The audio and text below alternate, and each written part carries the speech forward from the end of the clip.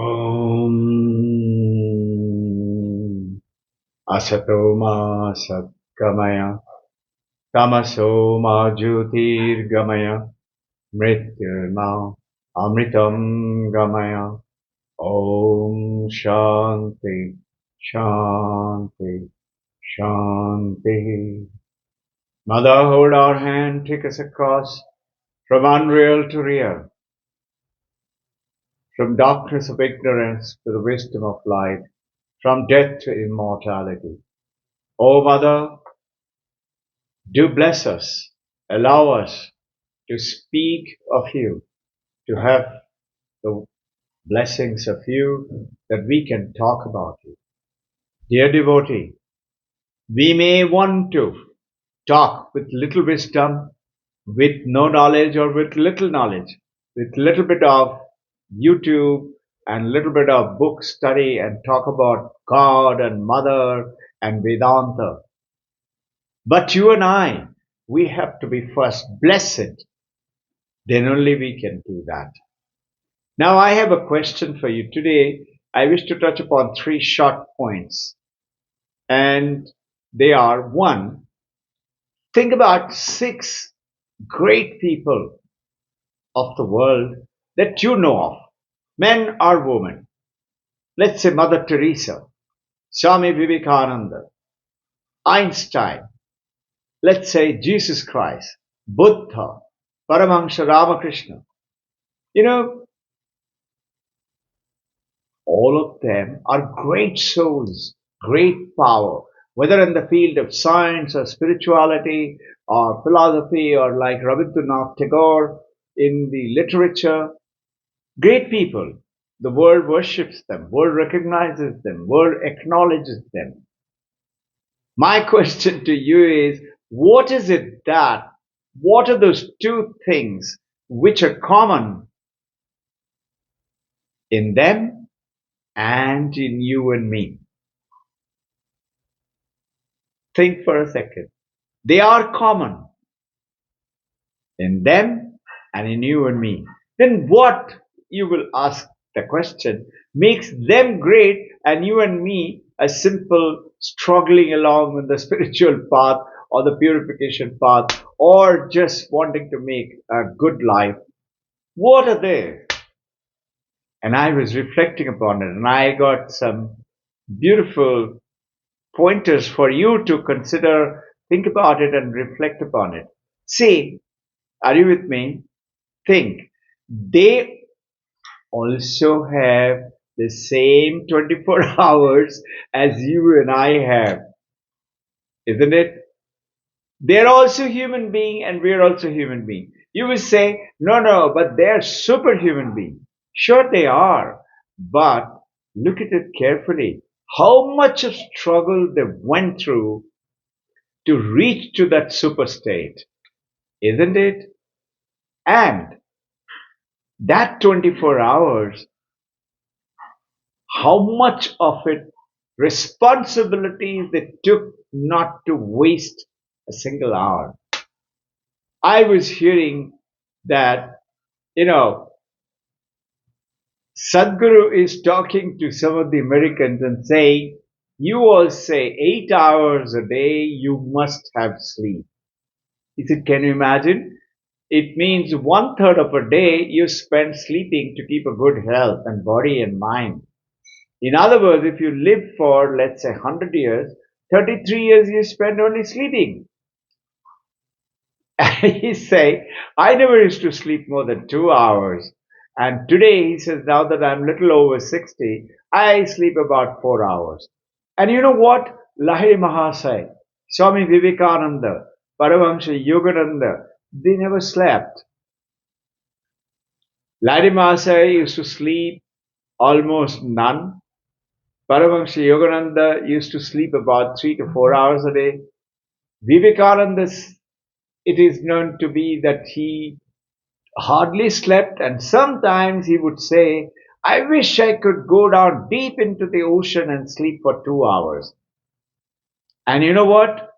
Once, Latu Maharaj, that is Adbhutananda Swami, he was sitting in front of Paramahansa Ramakrishna in the daytime, and at night he was dozing off to sleep like that. And Paramahansa Ramakrishna is saying, in the most powerful time of the worship of the God, when you get to God's name, you're going up to sleep. And Latu Maharaj, just imagine, went on to become Adbhutananda. He didn't know ABC, he had no education, and he was known to be a very simple laborer, like a sweeper. But he went on to become an enlightened master. You know what? He immediately got up and went and washed his face in the river Ganga water.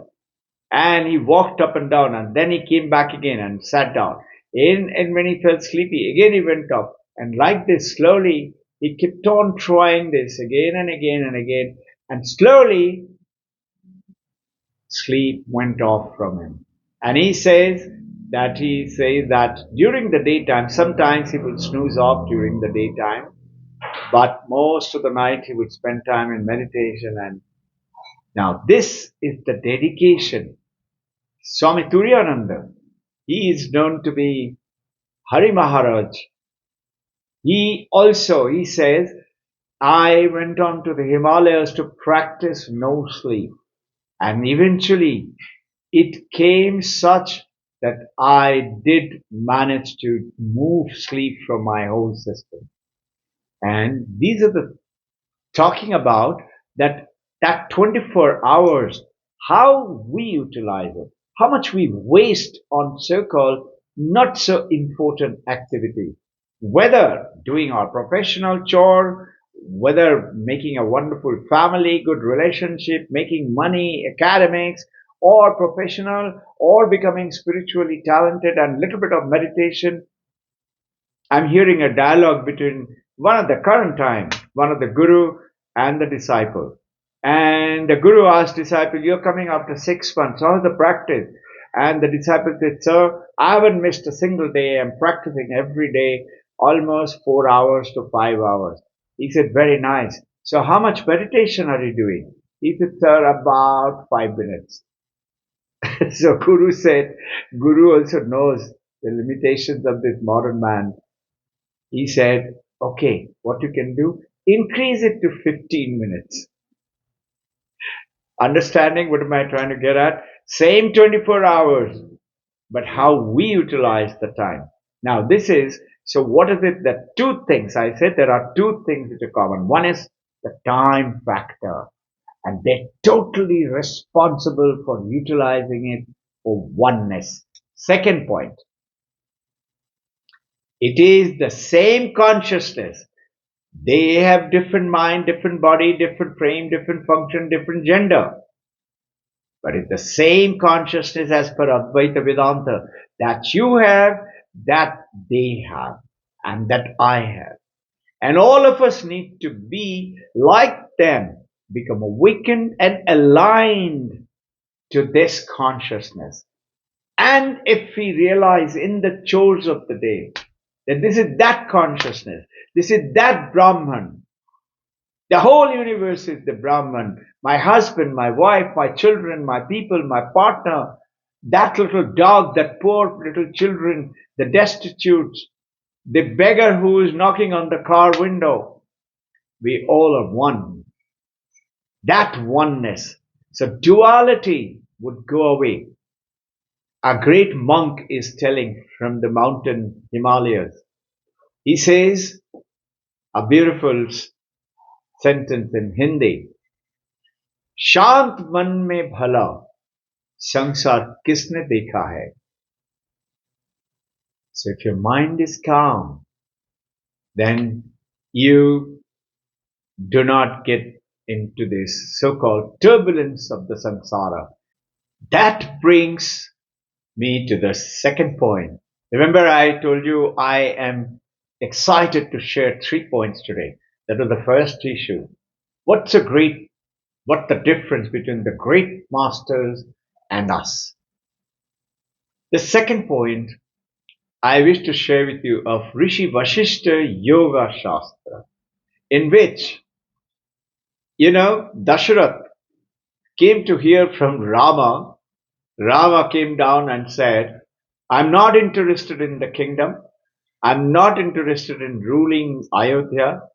I wish to go off to the jungle, to the mountains, and I want to renounce the world and attain oneness with the God. So now Dasharath is utter in total panic. Rama is the eldest son among the four and who's supposed to rule Ayodhya. How can he allow him to go away? And though, he was scheduled to be the king, and what all happened with the whole Ramayana took place, and he himself, same Dasharath, had to push him out to for 14 years of Vanavas. And eventually, though, he came down to become the ruler, but by then Ayodhya was without Dasharath. Dasharath was no more. So, Dasharath at this point of time, when young Rama has decided, I'm going to renounce the samsara, Dasharath calls Rishi Vashishta, who was Rama's guru. And Rishi Vashishta was an enlightened master, and he knew who Rama is. Vashishta knew who Rama is. Rama is the Vishnu avatar, has come and taken birth as Rama to, go over this whole and the drama of killing Ravana and improving this whole conditions of that time earth to be free of the Rakshasas. Here, Rishi Vashishta comes, and this is a beautiful book, Rishi Vashishta Yoga Shastra. Okay, on Sunday I'll share with you this book. Join us on video or come over and join us on Sunday session. Rishi Vashishta calls Rama. You want to go off to the jungle and renounce the world. Okay, go ahead. But you want to go ahead and do that so that you can attain oneness with Brahman, oneness with Ishvara and God. Correct. First you show it to me, you prove it to me that you are going ahead to renounce this samsara and go to the mountain Himalayas and wherever, that this samsara is without Brahman, without Ishvara, without God. And the beautiful story goes, this same story, Paramahansa Ramakrishna is talking to Mahendranath Gupta, Master M, who wrote the Paramahansa Ramakrishna's Kathamrit, Gospels of Ramakrishna. And Ramakrishna Paramahansa continues to explain, it is like, imagine that you go ahead, let's say a great Western world gold shop, Tiffany's, or you go down to P.N. Gadgil, everywhere gold and gold and gold. Or you go to Dubai, gold souk, dazzling gold everywhere, right? And you go and see tiara, you see the bangle, you see the necklace, you see the pajib, and you say, all these are just ornaments. I don't want the ornament, I only want gold. Think, can I take only the gold away and throw away the ornament? Is that possible? The ornament itself is nothing else but the form of the gold. Samsara is nothing else but the form of the same consciousness, Prakriti and Purusha. And this is as per Kashmiri Shaivism.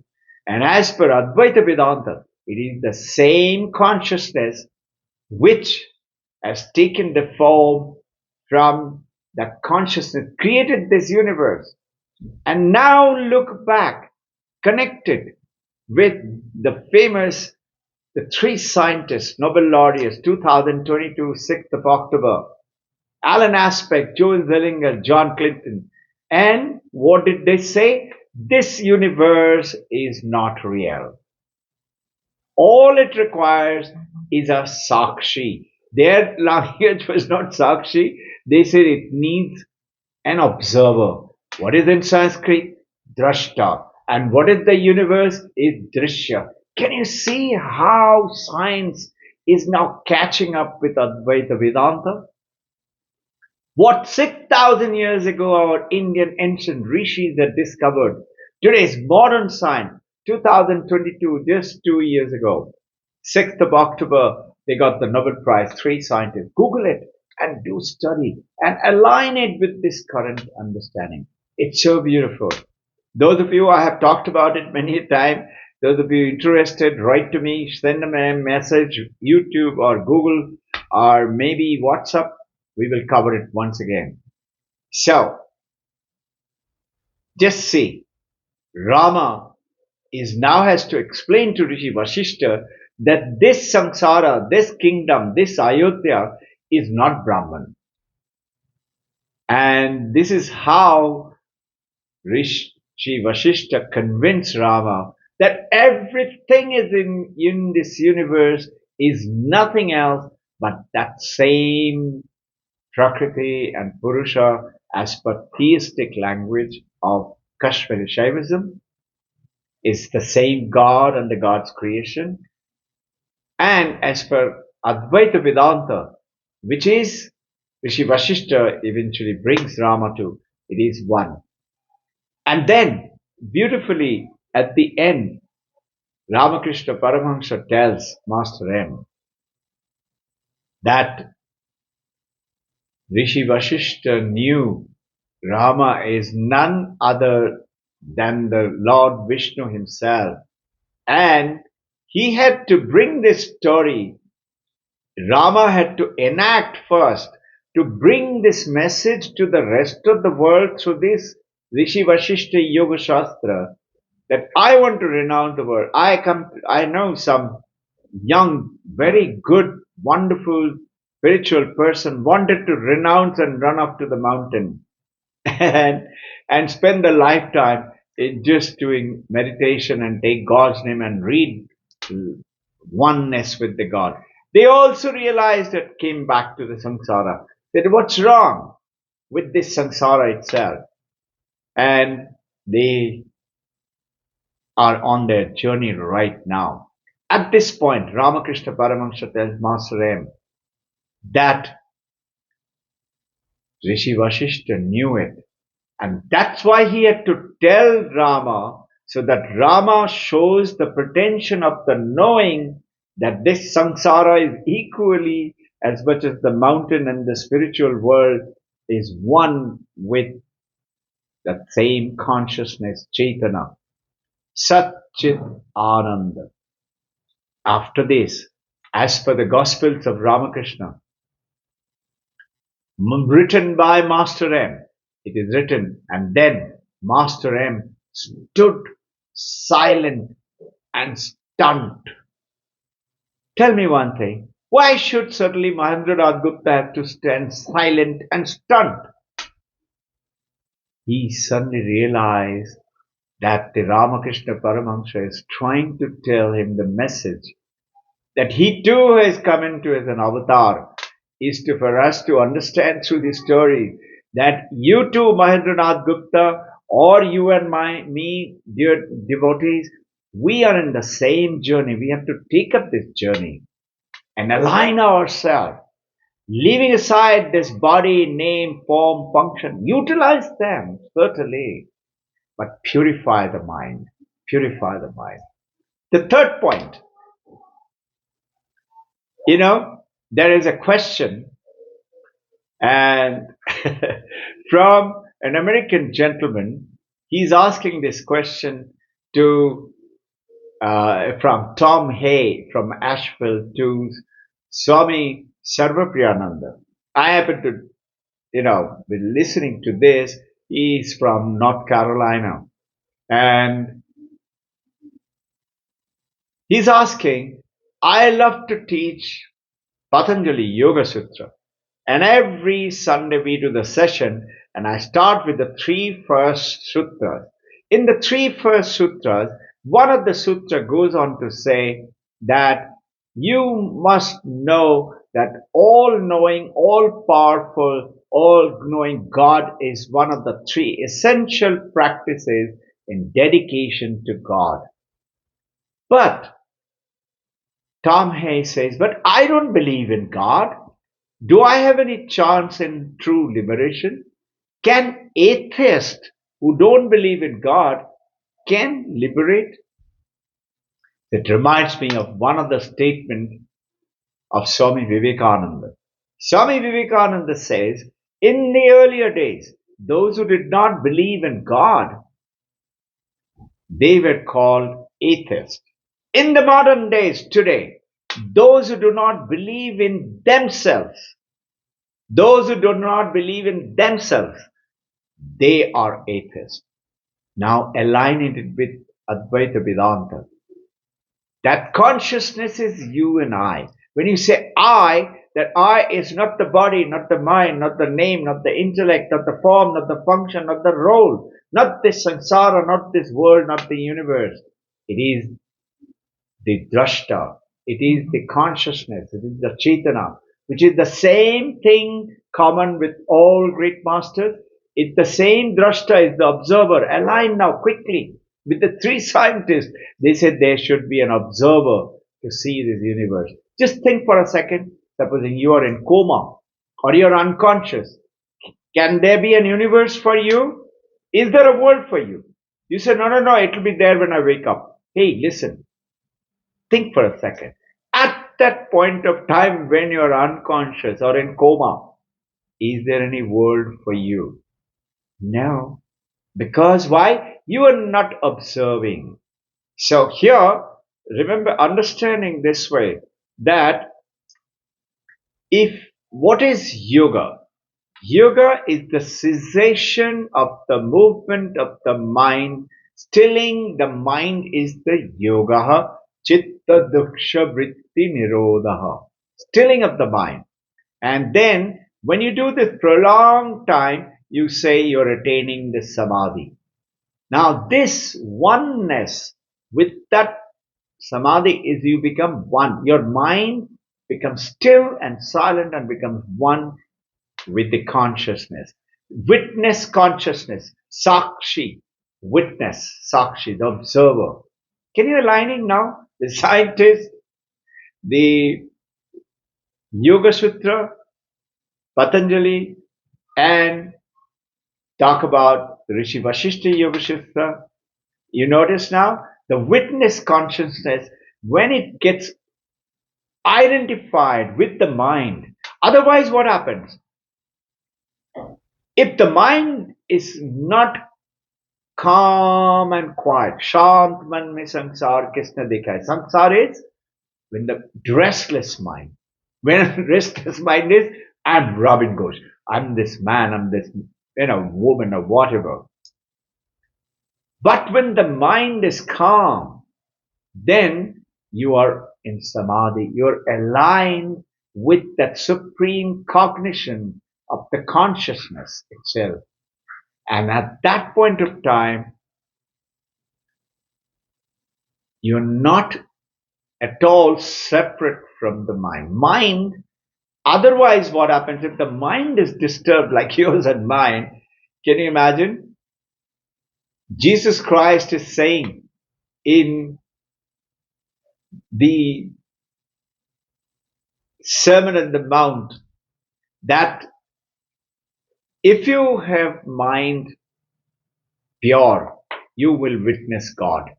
If your mind is pure, calm, you're aligned with your own consciousness, which is God.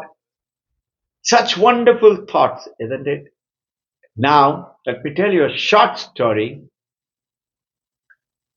When you have aligned with that, you realize everything around you is the same godliness, oneness, and that includes the family members and the things that you chose that you do.